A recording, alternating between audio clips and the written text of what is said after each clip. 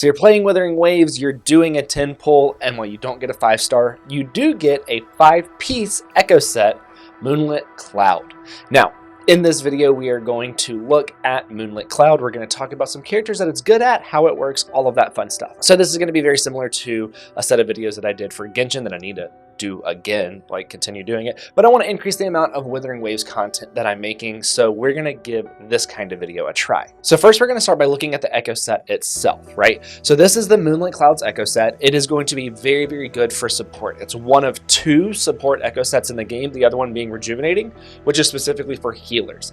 This Echo set allows you to turn essentially any character into a support buffing character, which is really, really good. So if we look at what it does, the 2-piece set effect is going to give you 10% energy regen, which specifically goes to your burst. It doesn't go to your concerto energy, right? That is kind of like a stagnant energy regen. You can't affect it currently through the means of like an Echo set or substats on the Echoes. This specific energy regen only affects your burst energy. And then the 5-piece set, upon using Outro skill, it's going to increase the attack of your next resonator by 22.5% for 15 seconds. So this is going to, anytime that you use your Outro skill and you swap it to your next character, is going to increase their attack by almost a quarter. Now for the 4 costs, you can do the Heron or you can do the Turtle, the Bellborn. And we're going to look at both and kind of talk about which one might be better. So the Bellborn is going to create a shield that is going to provide a damage reduction on your character on the field, and then give a 10% damage boost to the current party member on the field as long as they still have that shield. Now the shield will disappear after you've been hit for 3 times. So there is no timer as to how long this will work. As long as you keep dodging and as long as you keep this shield on you, you will have that 10% damage buff. Now the Heron, which is the one that I typically use, once the initial hit lands on any enemy, the current character will have a 10% energy regen, so it's going to let you use your burst more often, right?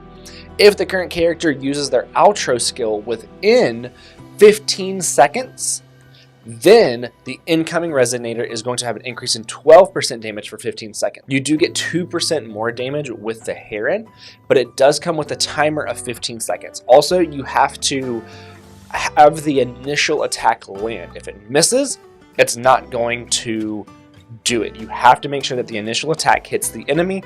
Once that initial attack hits the enemy, then you can undo the Echo, you can cancel the Echo, go back into your character, and then you just have to have your Outro skill activate within 15 seconds of that. Now, I particularly like this one because of the extra 2%, and the 15 seconds works with the character that I use this the most on, being Sanhua, right? A lot of her kit revolves around 15 seconds, 20 seconds, something like that. So it all works together, and I need to keep that rotation going. So if we go do this rotation with Sanhua, Camellia, and Shorekeeper, which Sanhua is Camelia's best support character, and if you want to look at a video talking about Camellia and Sanhua, then go check out these videos here. I hope I remember to link those. Also, while you're there, I am trying to hit 2,500 subscribers on YouTube by the end of the year. And if I'm successful, that means that in my first year on YouTube, I was able to hit 2,500, which would be a huge accomplishment. So if you want to help me reach that goal, then subscribe. Also check out the TikTok. I'm almost to like 12,000 followers there,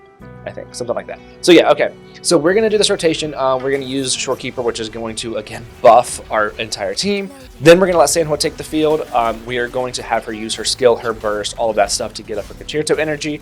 Sanhua doesn't have a problem building up her energy or using her burst. Sanhua is very, very energy efficient on the burst side and on the concerto side.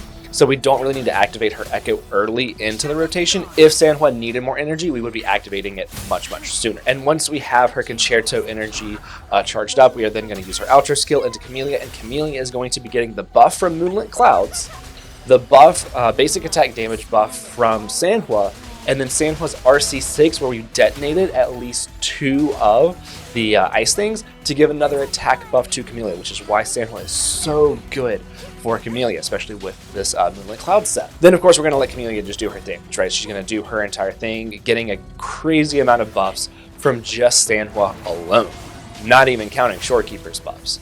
Now, the question is, how many characters is this good on? Well, because it is one of the only buffing Echo set in the game, it is phenomenal on a lot of characters, right? I have it on Sanhua, I have it on Yang, I have it on Mortefi, I have it on Alto, and then I could even put it on like Yinlin if I wanted Yinlin to buff Culturo. So you can use it on a ton of different characters to then buff the next Resonator. And even kind of looking at like the teams that I'm working on, it would work in a lot of ways. Like I said, Yinlin to Culturo, Mortefi to Jinxie, they work together very, very well, and Moonlit Clouds is going to increase Jinxie's damage, right? Then, of course, we have Alto into GN. Alto is going to give an arrow damage bonus. We can even take out Alto and go into Yang, which is going to help with GN's energy problems. If you don't have enough energy regen on him, then Yang can help that. Also making Yang buff when there's nothing inherently in her kit doing that. She is a battery. She works very, very well at giving energy over to your next character, but this also allows her to do a little bit of a buff. Not as much as Alto, but still a little bit of a buff. So this can be put onto essentially any character to make them a buffing character. So whenever it comes to the stats, crit rate or crit damage on the 4-star, then you want to do like an energy regen on one of them, and then whatever the element is. So for Sanhua, Glacio damage, for Yang, arrow damage, for Alto, arrow damage, for Mortefi, fusion damage, right?